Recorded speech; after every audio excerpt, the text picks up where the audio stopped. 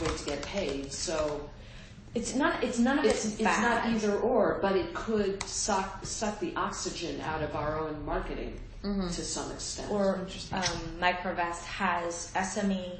One of their menu items is SME factoring. So there's there we know that they structure their financing to the intermediaries through intermediate term loans, which are not flexible.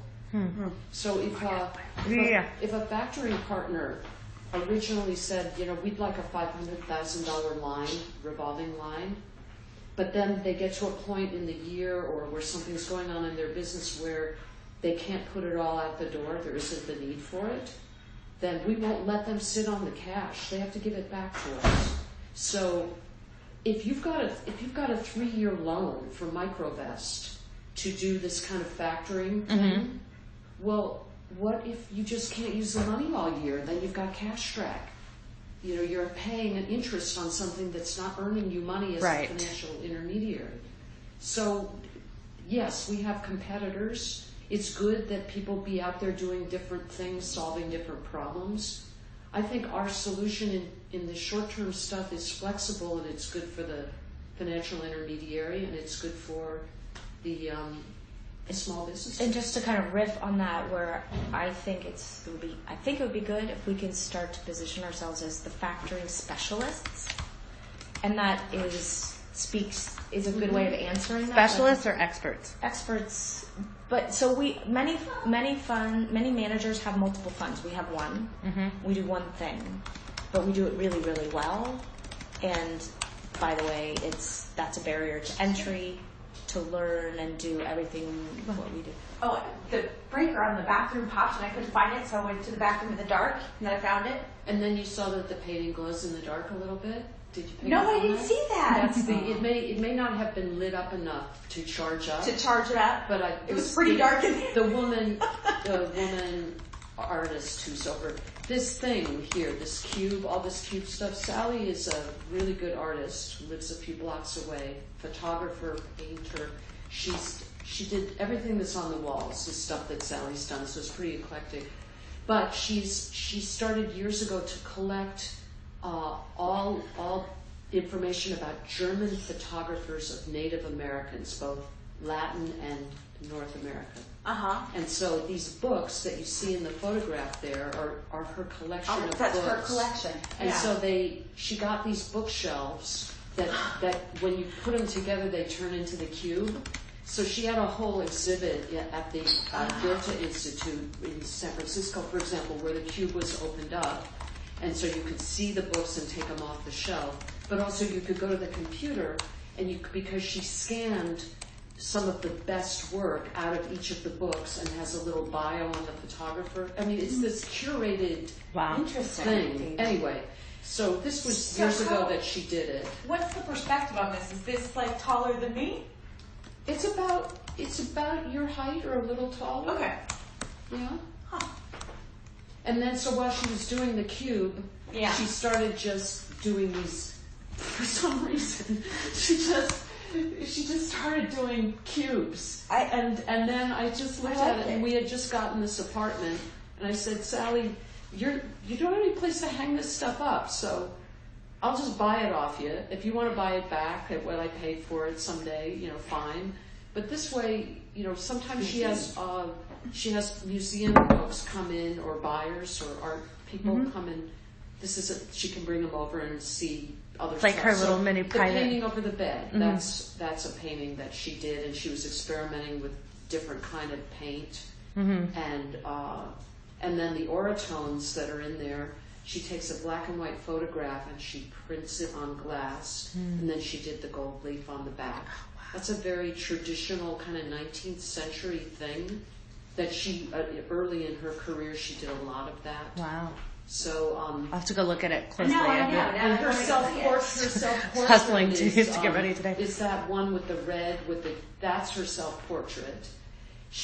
Her mom was Apache, and her dad was Scandinavian Inuit. So her name is Sally Larson, and you would swear to God she's blonde-haired. Blue-eyed and poster child for the Aryan race. Yep. You look at her and you go, you're an Apache. I don't want to cross you. My great-grandmother is Choctaw. 100%. And we've got one of those scary Victorian photos that is it concave or convex that sticks out? Oh yeah. But it's the oval and the sepia tones, and she's got her dark hair pulled back, and she just has one of those. She's in her neutral resting bitch face because it's just really severe. Look, but then the high lace collar, and it's creepy. Nice. I love it, but it's creepy. It's like it should be in a, I don't know, carnival, a sideshow. I feel like I've just strewn markers around this apartment. I feel I'm going to speak on behalf of both of us, if you don't mind, but we feel really honored to be a part of this process because I truly believe in what you're doing and why you're doing it, and it aligns with my own personal values and what I seek in the client work that I do. And I've worked really hard to get to a place where I can say no to clients because they don't meet those values, you know. And sometimes no. But it's just a deep kind of relief on a deep level to be in here and it's mutual.